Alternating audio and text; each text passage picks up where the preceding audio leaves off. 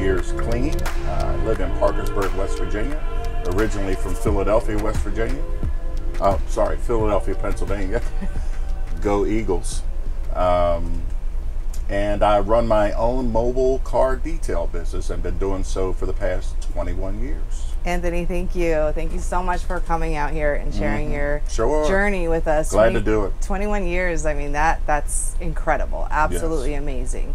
So let's just get, like you said, start at the meat and potatoes. Let's get going with your childhood. Mom was the glue of the family. My dad left when I was 12, and there were 6 of us. So Mom raised 6 kids in the ghetto in Philadelphia, basically by herself.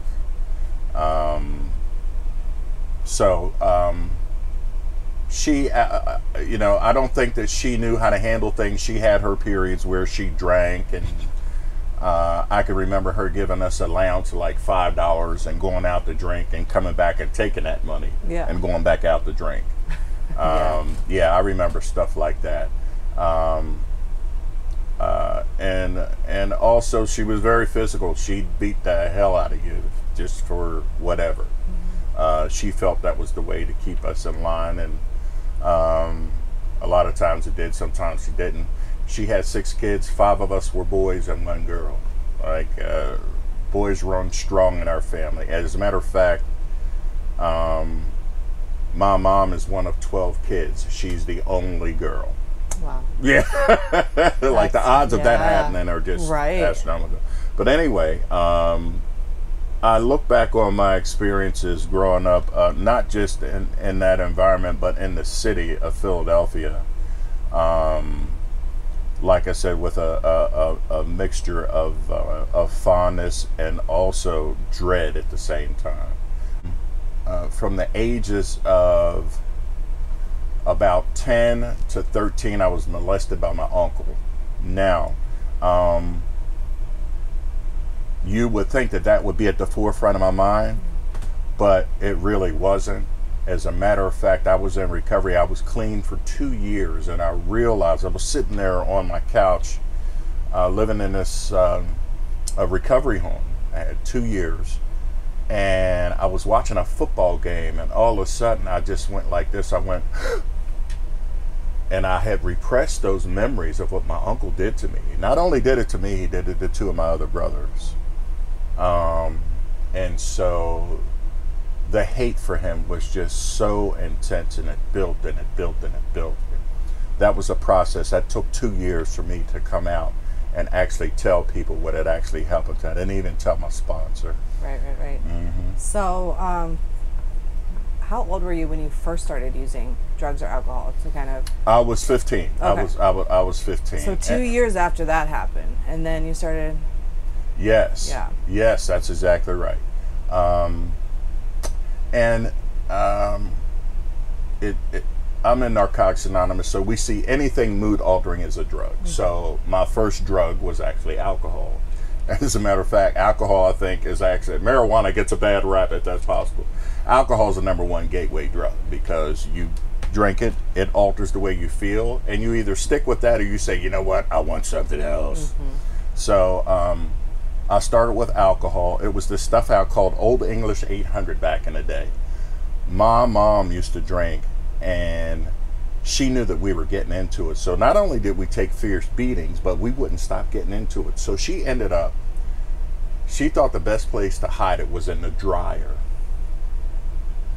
We found it. Yeah. And we would actually drink it like hot. You know, she wouldn't turn the dryer on. I just mean it wasn't refrigerated. Right. So that was my first drink. And then because of my age, I was a kid to the guys that were just coming back from Vietnam. So those were my mentors. And I listened to their stories, and I started doing the drugs that they did. Right. Because I was around them. I started to play basketball, and they were showing me how to play basketball. So in the process of of playing basketball, I mean, before and after games, you have that socialization to where, you know, you're talking and this and all that. So you get into what they're into. and you start to talk like they talk.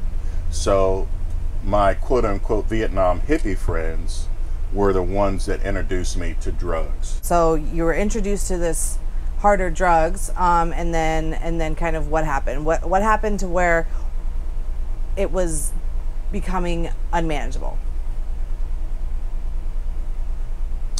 Well, I went to those guys taught me so well about basketball. I got a scholarship to go to college. Oh wow! Go to college, okay. So decided obviously to go to the school down here. And when I got here, I can honestly say, even though I was on a basketball scholarship, that my addiction started to take off, because it was unsupervised. Well, I had my time where I had basketball practice, and then and then during the day I had my classes, right? And so your time after that was your time, and I filled that time with drinking and getting high. And then after I left there, that was a 2-year school. I went to I got a scholarship offer to go to West Liberty State College, which is outside of Wheeling, West Virginia. It's West Liberty University now, and that's where it took off some more. I ended up, my addiction got me kicked out of school, and that's enough right there, because there was so much that happened. Once I got kicked out of that college, my life really just went downhill.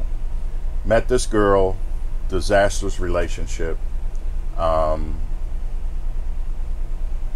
We ended up breaking up, and when I broke up with her, I went down even more. And that was my first experience with law enforcement. Okay. There would be more. But that was the genesis of that right there, law enforcement. I can see that point right there.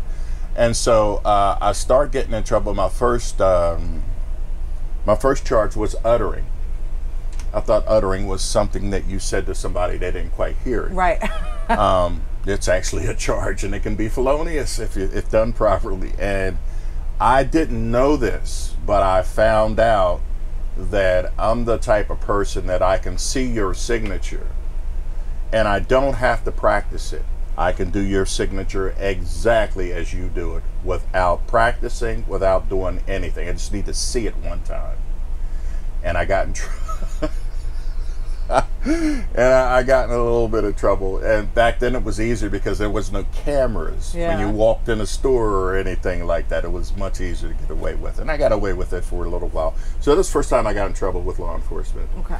So what exactly is uttering then? Uttering is when you write bad checks. Okay. Okay. Yeah. Yeah, uttering is when you write I felt like it was going there. Yeah. So I had a hair trigger temper. You said something like that. I thought that where you were trying to be nasty toward me or trying to show me up in front of people, we were going to have a problem. So that ended up with a series of 3 assault charges. And I can look back now, because I would tell my friends when I got out of jail that the person did this and the person did that and the person. One of the things that I still have today that I definitely had back then that I didn't realize is I love being a victim. I love being a victim. I love it. And I was really drawn to it back then. And so when I'd get out of jail, it was that guy's fault. Well, through step work and everything, I know everything that I've done in my life as far as law enforcement and all the negative stuff is me. So I started with assault charges. And so that brought about jail, that brought about prison. Meanwhile, my relationships back home in Philadelphia are just going down the tubes. My mom constantly worried about where I am, what's going on with me. They all know that I'm struggling. And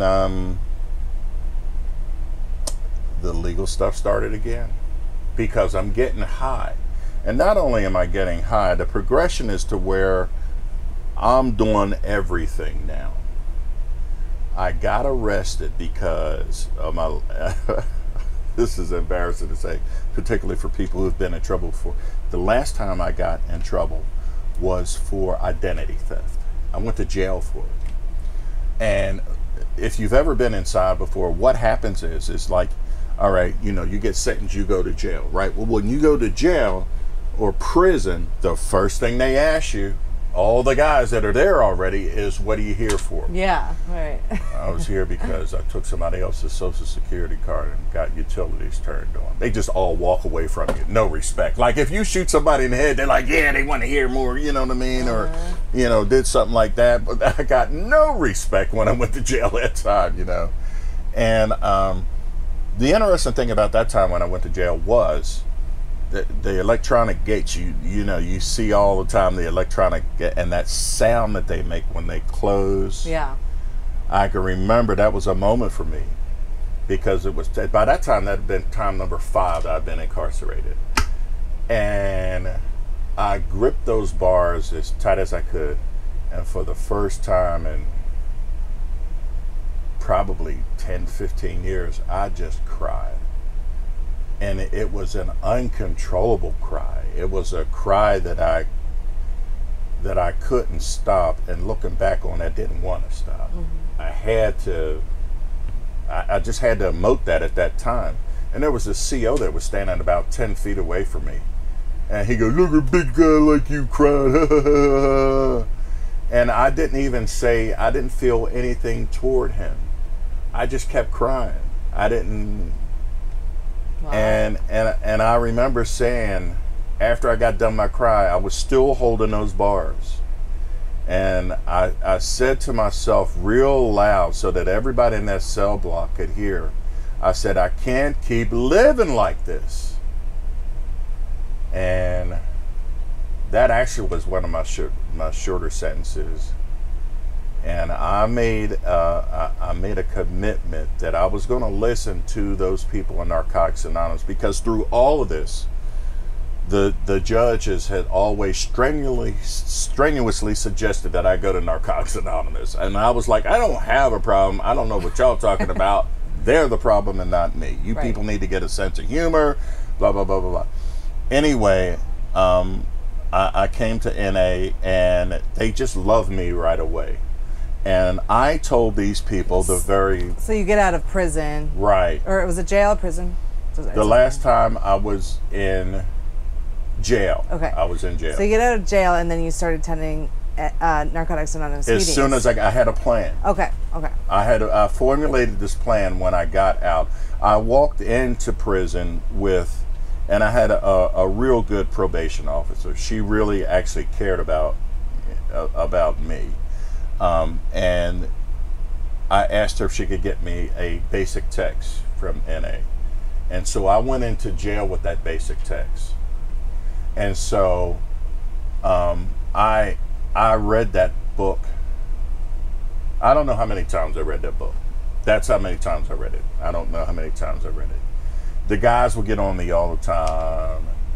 But I noticed something start happening. They start coming up to me, and they start asking me questions about addiction. My probation officer told me one time, she said, Tony, she said, I hate to say this. She says, but if it wasn't for drugs or alcohol, I don't have a job. I was like, Brenda, what do you mean? She said, Tony, 95% of the stuff that comes across my desk and people I deal with, drugs and alcohol is the central issue in everything. She said, if it's not for drugs and alcohol, she goes, I don't have a job. I was like, wow. Yeah. You know, and I was one of them, you know. Yeah. So, is that when you got sober then? Yeah. Yeah, that was the last time. So that was the last time. I was done. Wow. I was done. Yeah. Sometimes it's like that, though. Yeah. That's just like your moment of surrender. You're like, I cannot do it anymore. When I was holding those bars, and my hands, for some reason, my hands did not want to let go of those bars. It was intense. Yeah. And when I say cried, I'll bet you I cried for like 10 minutes straight. Wow. It was cathartic. I didn't know that at the time. Yeah. But like, I can remember being done and letting go of those bars and going,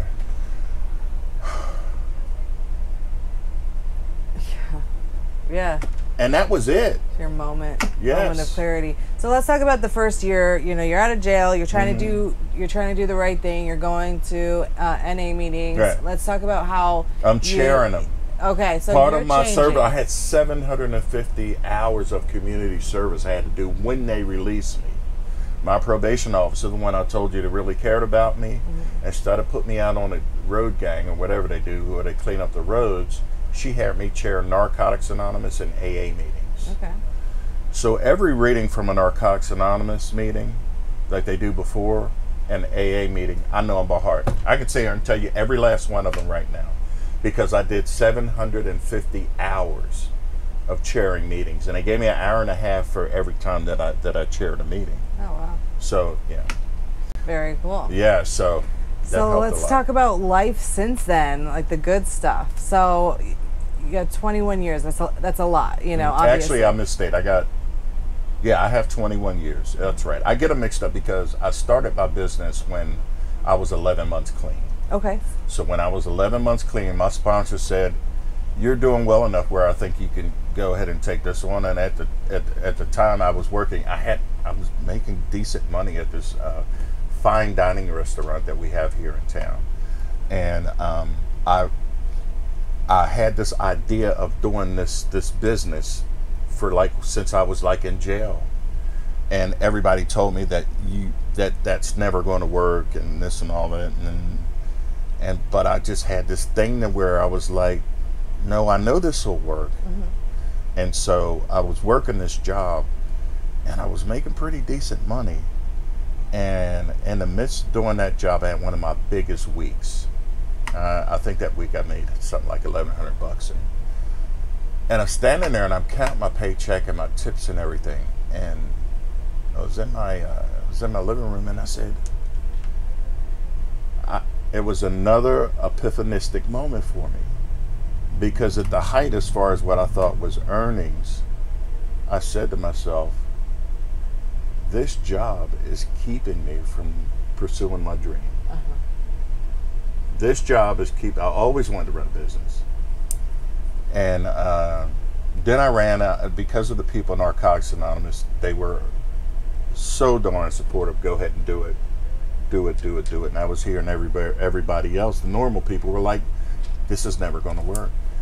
And so I started, and I sucked at it. It was horrible. It was hard. It was so bad. I couldn't get jobs. It's a new concept. So what is the concept? The concept is mobile detailing. So right now, if you want this RV clean, you would take it to a detail shop. You take it to the detail shop, you leave it there, right? Our concept is to drive to your workplace or your home with everything that a detail shop has, with water and electric, to plug in anything we need and to wash the car. So by the time you leave work, you don't have to go to a car wash. Your car's already done. It cuts out about 8 steps. Right. We're going to come to your work, do your car, and it's over. Right. That's a great idea. Yeah, and we've done pretty good, but the first 2 years were horrible. And of course, nothing gets done in your life when you give up. Exactly. You know. Yep. Absolutely. Easiest thing you ever do is quit. Right. Yeah. So let's talk about your life today. So what do you do to maintain your sobriety now? Well, first thing, and most importantly, I sponsor people. I sponsor other guys. When you sponsor people, it lets you know that it's not getting any better out there, and that even though these guys have a couple months, or they have a couple years, or they have 10 years, that the problems that they're having and the character defects that they're dealing with, you're dealing with the same thing. That's awesome. So, what about your relationships with your mom and your brothers? Awesome. Yeah? Absolutely awesome. My mom passed. Okay. Sorry to hear that. Thank you. And I didn't realize how much of a rock she was to my life until maybe 3 years before she passed. You know, I think we're all like that with our parents. We don't really have too much gratitude growing up, you know what I mean? And it's like, look, you're supposed to do this, you know. And but it took a long time because of the physical abuse growing up. I had stayed on that, and when I got to Narcotics Anonymous, they helped me with that a lot. but it wasn't like a full, I give up and this is my mom. And my mom taught me so much. You know, that story I told you about my mom, I wouldn't be in business today. I would have went and done something else. Right. But mom didn't raise no quitters. So. Right. What do you say back to that? Well, Mom, I'm going to be a quitter. You know? All my family loves me, and it's not to me personally. It's, I like the love, but more than the love, I like the respect. Because I wasn't respected before. I'm the oldest of 6, and I was acting like the youngest of the family for like years. Mm-hmm. My other brothers went to college. And my brother now is a vice president for MGM out in Las Vegas. He's a vice president. You know what I mean? My other brother is a vice president of a medical billing. My other brother is a millionaire many times over from real estate. My sister does a lot of charity work out in Los Angeles. She's done well and she received a lot of awards. I mean, everybody in my family is a high achiever. I was the one that, I was the oldest and I was the youngest at the same time. Because they say when you start getting high, that whatever age you started at, maturity-wise, emotionally mature-wise, that's where you stay until you start getting some spiritual values in your life, so that your age catches up with you mentally. You know, so it's the relationship I have with my family nowadays is great. I just went back to Philadelphia 3 weeks or so ago, me and my wife, and we took my brother to a Philadelphia 76ers game. There was a time when I was not allowed to go to the family reunions. That's how bad it got. I wasn't allowed to go to family reunions. And I think sometimes in recovery, what happens to us is we're in recovery for like 3 months, and we think everybody in our family should be like, yay, great, blah, blah, blah, this and all that. But these are people that you've stolen from, that you've lied to, that you've hurt. And it takes some time for them to get over. So I finally got my first year of recovery. Mom would not let me go to the family reunion. We have a big family reunion. They come from Philadelphia, Virginia, South Carolina, and we all meet in Philadelphia and at this park. And it's like the second year I was clean, she was like, maybe he's going to stick with this, and she let me come to the family reunion. Oh. And you just have to keep doing what you're doing. Like, anytime I see people relapse, myself included, there comes a time when you go back to the meetings, if you make it back, and you say, and people, the main question is why did you go back out? And I've heard this 1,000 times from myself and other people that have come back, that have been fortunate enough to make it back to the rooms. And they say, whatever the reason is, every single time without fail, it starts with, I stopped. And you just fill a blank in. I stopped going to meetings. I stopped talking to my sponsor. I stopped hanging around you guys. I stopped. It always stopped. So the key to recovery is just don't stop. Just keep doing the same damn thing that got you there, and you're going to be okay. Life is going to be good for you. So what have you learned from your addiction? What have I learned from my addiction? That's a great question. I would say the principal thing I've learned about my addiction is that it's sneaky. Yeah. It really is. It's sneaky and it's devious. And I look at it like somebody that's holding a gun on me. You can't take your eyes off that person. You have to watch it all the time. You have to be vigilant. You have to, and you having that awareness is not enough. You got to be surrounded by people that have that same awareness. You have to be surrounded by people in recovery. That's what I've learned about my addiction. Scientifically, they say that while you're clean, your addiction grows. So that's why you hear about so many people that have this long-term clean time. and they go back out and they die because they're like a fish out of water. Your body mentally is saying, where you been? Come on, let's and wow. a lot of them OD because while you're clean, your addiction progresses, and you come out at where just like you had been using the whole time.